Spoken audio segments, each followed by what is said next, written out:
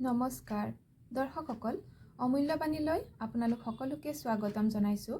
আজিৰ ভিডিঅ'টোৰ বিষয় হৈছে আজি 1 মে বুদ্ধ পূৰ্ণিমাৰ ৰাতি আপোনালোকে কৰিব পাৰে টকাৰ সমস্যা দূৰ কৰিবৰ বাবে বিশেষ উপায় আৰু লগতে কৰিব পাৰে ইচ্ছা পূৰণৰ এটা বিশেষ উপায়। ইচ্ছা পূৰণৰ উপায়টো অহাকালিলৈও কৰিব পাৰিব আৰু টকাৰ সমস্যা দূৰৰ উপায় কিন্তু আজি ৰাতিয়েই কৰিব লাগিব।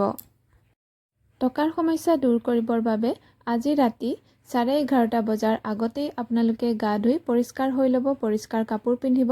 তাৰপিছত পূজাঘৰত এগছি চাকি জ্বলাই মা লক্ষ্মীৰ যিকোনো মন্ত্ৰ 108 বাৰ বা তাতকৈ বেছি জপ কৰিব আৰু মন্ত্ৰ গাব আপোনালোকে 11:30 বজাৰ পৰা। আৰু যদিহে আপোনালোকে কোনো মনৰ ইচ্ছা পূৰ্ণ কৰিব বিচাৰে তেনেহ'লে ইচ্ছা পূৰণৰ এটা সহজ উপায় হৈছে তেজপাতত লিখা উপায়। সেইটো একেবাৰে সহজ কিন্তু বিশেষ শক্তিশালী হয়।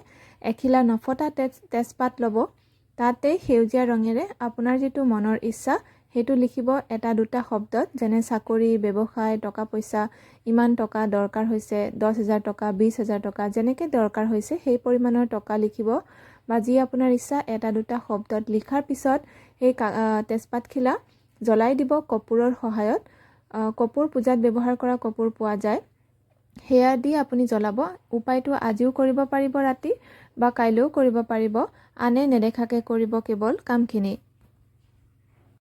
তেজপাতখিলা জ্বলাই দিয়াৰ পিছত বতাহত উৰাই দিব ছাইখিনি বা মাটিত বা গছৰ গুৰিত দি দিব।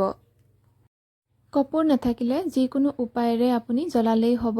আৰু মা লক্ষ্মীৰ যিকোনো মন্ত্ৰ আগৰ ভিডিঅ'বোৰত দিয়া আছে, চাই ল'ব যদি নাজানে। আৰু হাতেৰে মা লক্ষ্মীৰ মুদ্ৰা বনাব বা কুবেৰৰ মুদ্ৰা বনাইহে মন্ত্ৰ জপ কৰিব।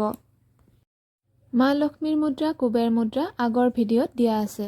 আজিৰ ভিডিঅ' ইমানতে সামৰিছোঁ। ধন্যবাদ।